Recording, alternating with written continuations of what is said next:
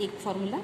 Next, binomial expansion formula on the basis of probability. Probability के behalf पर कैसे binomial expansion का formula बदल जाता है। P is equal to n factorial, ये क्लियर है, divided by r factorial n minus r p r q n minus r। Ma'am r factorial भी है। हाँ, यहाँ पे r फैक्टोरियल होगा, ठीक है। ये जो मैंने लिखा है, ये चीज़ जो लिखा है वो अब तक हम लोग ये पढ़ते थे, P is equal to N C R P R Q N minus R. याद आ रहा है ये? इसी को मैंने खोला है बस, और कुछ नहीं है। सिर्फ इसको खोलने के बाद जब भी इसको खोलेंगे तो ये आ जाएगा। अब क्वेश्चन इसके बिहाफ पर करना है। एक क्वेश्चन ये है कि रुक जाइए, क्वेश्चन है what is probability of obtaining 3 ones in rolling a die 3 times। एक डाई को 3 बार घुमाने पर 3 एक के आने की क्या प्रायिकता होगी। क्वेश्चन है व्हाट इज द प्रोबेबिलिटी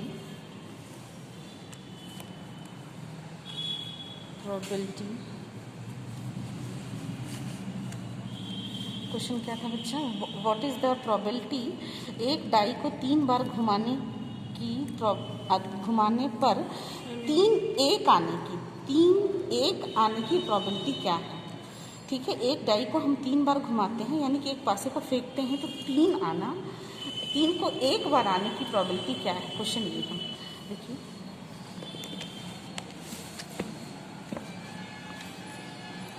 ठीक है।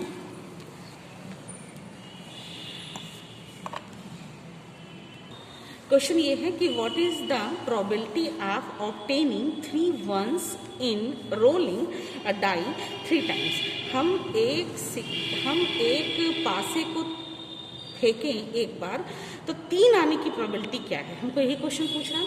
तो हम जब पासे को एक उछालते हैं तो प्रोबेबिलिटी क्या होती है, पासे में कितने अंक होते हैं?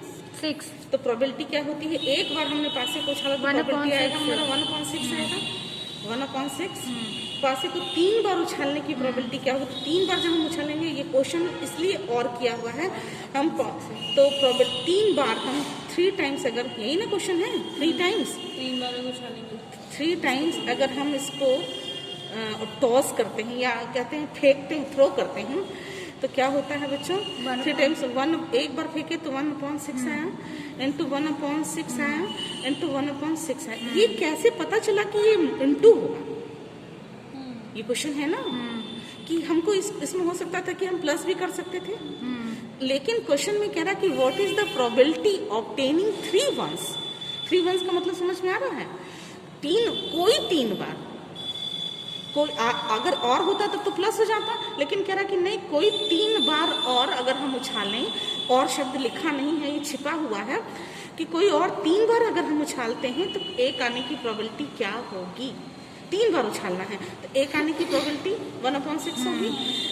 तो 3 बार उछालेंगे तो 1/6 मल्टीप्लाई करेंगे, ठीक है। एंड वर्ड छिपा हुआ है इसमें, तो क्या हो जाएगा? और होगा तो प्लस, एंड होगा तो इनटू। हाँ, अगर ये होता कि हम एक सिक्के को 3 बार उछाले, 2 और 3 आने की प्रोबेबिलिटी क्या होती?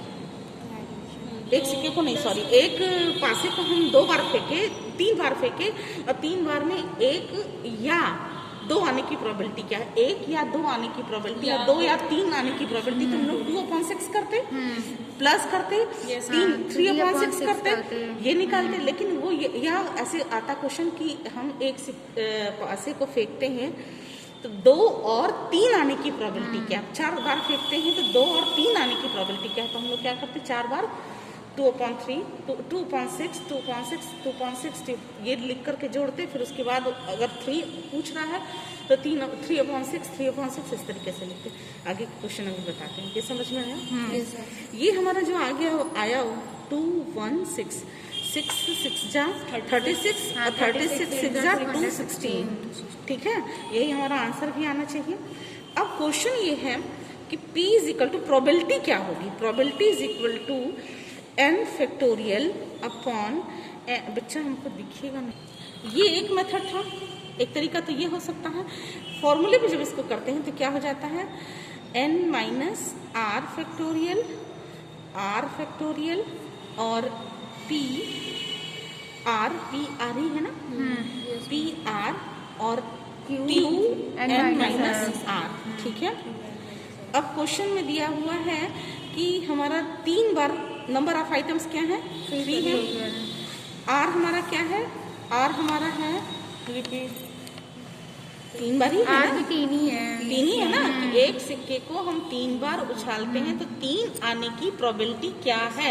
3 टाइम्स डाई फेंकते हैं, सिक्के को नहीं, डाई को यानी कि फांसी को हम 3 बार फेंकते हैं तो 3 आने की प्रोबेबिलिटी क्या है, तो दोनों 3 है, एन भी 3 है, नंबर ऑफ आइटम्स भी 3 है, और फेंकते हैं यानी कि 3 बार रिपीट करते हैं फेंकने को, तो आर भी हमारा 3 है, तो ये 3 माइनस 3 हो जाएगा, ये हो गया। और पी एन क्या है हम लोगों का, पी क्या है बच्चों, पी है हमारा प्रोबेबिलिटी 1/6 टू द पावर 3, फिर क्यू है हमारा 1/6, क्यू भी तो हमारा 1/6 है, क्यू हमारा 1/6 होगा, एक मिनट देखिए बच्चों, therefore p plus q is equal to 1 होता है, तो p की वैल्यू दी हुई है 1/6 plus q is equal to 1, तो q is equal to 1 minus 1/6, तो ये हो जाएगा 5/6। It's clear. अब बच्चों यहाँ पे ये हो जाएगा हमारा 5/6 to the power 3 minus 3 n minus n, तो ये 0 हो जाएगा पूरा, ये 0 हो जाएगा, होगा 0, ठीक है। और ये हमारा हो गया 1/, अच्छा ये हमको ये मिला 3 फैक्टोरियल, मैम कट हो जाएगा, कट हुआ, ये भी कट हो गया। अब केवल बच क्या रहा है, 1/216, ये 1 हो जाएगा बेटा, 1/6 इंटू 1/6, 1/6 इज इक्वल टू 1/216। वही चीज है ये हाँ, फॉर्मूले ये से। फॉर्मूले पे है, तुमको सिर्फ ये दिखाना चाह रहे थे कि हम अगर ऐसे करते हैं तो भी वही आएगा, और अल्टरनेट मेथड्स यूज करते हैं तो भी आएगा, फॉर्मूले के बिहाफ पर भी और इसके बिहाफ पर भी, दोनों का आंसर 216 ही आएगा। बस आपको क्वेश्चन समझ में आना चाहिए कि क्वेश्चन पूछ क्या रहा है। जब तक आप क्वेश्चन नहीं समझ पाइएगा न्यूमेरिकल गलत होगा, क्योंकि प्रोबेबिलिटी में क्वेश्चन का समझना ही इम्पोर्टेंट है। एन की वैल्यू यानी कि उसने एयरक्राफ्ट जो लिए हैं, जो हेलीकॉप्टर्स लिए हैं वो 10 हैं, और वो ये कह रहा है कि 10 हेलीकॉप्टर्स में से 4 बार एक हेलीकॉप्टर को हमने उड़ा करके देखा, यानी कि हमने इन 10 को 4 बार उड़ा करके देखा, तो सक्सेस रेट क्या था हमारा 0.40 जो दिया है न्यूमेरिकल में, और कह रहा है कि जब सक्सेस 0.4 यानी कि 40% सही आंसर आया, जो उसने हाइपोथेटिकल बनाया था कि जो टेक्निकल फैसिलिटीज़ हैं एयरक्राफ्ट डिपार्टमेंट की, यानी कि वायुयान विभागों की, उनकी फैसिलिटीज़ में लैकनेस होने की वजह से उड़ानों में देरी होती है, ठीक है। तो ये जो सक्सेस रेट था उनका P, वो क्या हुआ 40, और आंसर फेल्योर जो था वो 0.60 था, ठीक है। तो मैं 60 होगा ही होगा, ये तो नेचुरल सी बात है, हमको ये कैलकुलेट करके दिखाने की जरूरत नहीं थी, लेकिन हम इसलिए दिखा दिए कि कंफ्यूजन क्रिएट ना हो। तो ये हम लोगों का हो गया, ये आ गया बच्चों, अब इसको रखिए, तो ये लगातार रहेगा ये हम लोग पढ़ा जाए।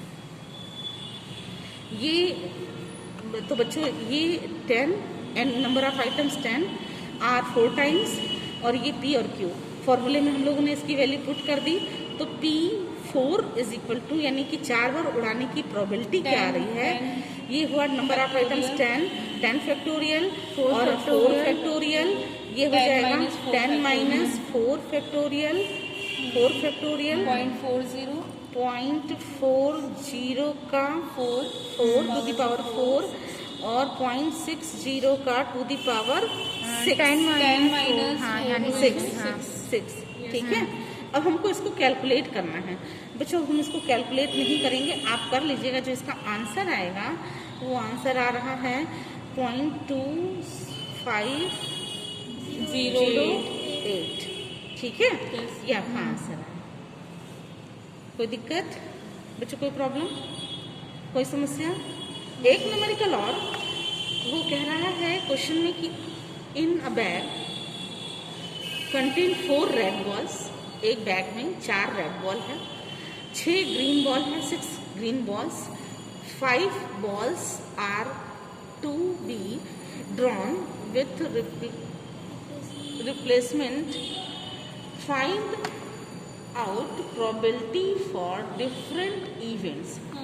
एक थैले में 4 लाल गेंद, 6 हरी गेंद और 5 गेंदें पुनर्स्थापित सहित निकाली जाती हैं। विभिन्न घटनाओं की प्रायिकता क्या है? बच्चा थोड़ा सा कंफ्यूजन क्रिएट कर रहा है कि कह क्या रहा है क्वेश्चन में। क्वेश्चन है कि in a bag 4 red balls and 5 green balls, 6 green balls, ठीक है। कह रहा है कि यानी कि नंबर ऑफ बॉल्स जो है वो उस बैग में 10 रखे गए। फिर क्वेश्चन में कह रहा है कि 5 ball any 5 balls, any 5 balls replace at random, यानी कि यादृच्छिक रूप से हम हाथ डालें और कोई 5 बॉल रिप्लेस कर दिए, ठीक है। रिप्लेसमेंट 5 बॉल, ठीक है। रिप्लेसमेंट का मतलब कि 5 कोई बॉल निकाल करके फिर उसमें 5 बॉल रख दिए। क्लियर है क्वेश्चन? तो क्वेश्चन में एक चीज मेंशन कर रहा है कि जो हम ये घटना कर रहे हैं, जो ये हम कर रहे हैं, 5 बॉल निकाल रहे हैं फिर रख रहे हैं 5, उसकी प्रोबेबिलिटी, जो हमारे डिफरेंट घटनाएं घट रही हैं, जो इवेंट्स हो रहे हैं, उसकी प्रोबेबिलिटी क्या होगी, ये निकालना है हमको। तो बच्चों हम बाई फार्मूला अगर निकालते हैं तो फार्मूला ये यूज होगा, ये हमें क्लियर है कि n is equal to 10, q is equal to 0.4 और p इज इक्वल टू 0.6। ये क्लियर है, ठीक है। अब वो क्वेश्चन फार्मूला भी हमें क्लियर है कि n factorial divided by r factorial n minus r factorial p to the power r q to the power n minus r, ये भी हमको क्लियर है। अब क्वेश्चन में ये कह रहा है कि जो हम घटना घट रही है उसको कैसे लिखेंगे। तो हमारे बॉल निकालने की जो प्रोबेबिलिटी है, number of balls, number of क्या होगा, बॉल्स ड्रॉन ही करना है ना, ड्रॉन लिख लीजिएगा बच्चों। ये हो जाएगा, यहाँ पे एक कॉलम बनाइए ग्रीन बॉल का और यहाँ पे बनाइए रेड बॉल का, ठीक है। ये ऐसे किया आपने। क्वेश्चन 5 ही बॉल निकालना है, 5 को रिप्लेस करना है। प्रोबेबिलिटी क्या होगी, देखिए, एक अगर हम 5 बॉल में से 5 पूरा का पूरा 5 ग्रीन निकालते हैं तो रेड आने की प्रोबेबिलिटी क्या है, 0 होगी। तो हमारा फॉर्मूला क्या हो जाएगा, p is equal to 5 factorial divided by 5 factorial. ये क्या था हम लोगों का, रेड हम लोगों का क्या था, मैम 5 माइनस 5 फैक्टोरियल होगा, 5 माइनस 5 फैक्टोरियल। p की वैल्यू क्या दी हुई है, 0.4 और q की वैल्यू क्या दी हुई है, अरे सॉरी, q की वैल्यू दी हुई 0.6, ये 6 हो गया 0.6, ठीक है। ये 0.4 हो गया टू द पावर 5 और ये क्या हो गया, ये क्या लिखना है बच्चों, 5 माइनस 5, ये 0, 5 माइनस 5 आएगा तभी तो 0 होगी। हाँ। देखो, जब ग्रीन बॉल हमारी कितनी हो जाएगी, 4 हो जाएगी, तो रेड बॉल हमारी 1 हो जाएगी। तो अब p is equal to r factorial और n factorial divided by 1 factorial.